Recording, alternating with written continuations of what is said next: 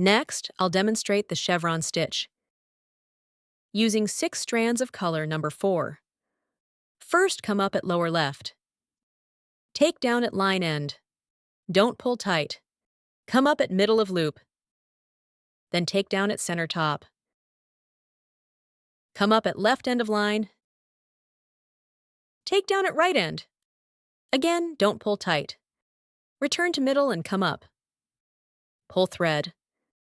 Take down at center bottom. Again, come up at left end. Take down on right. Don't pull tight. Return to center and come up. Take down at upper right center, creating inverted V shape.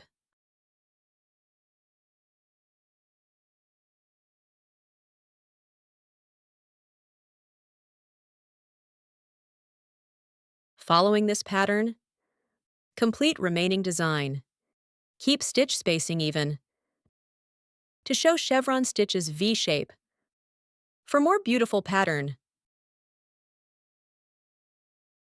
Final stitch down. Let's look at the result.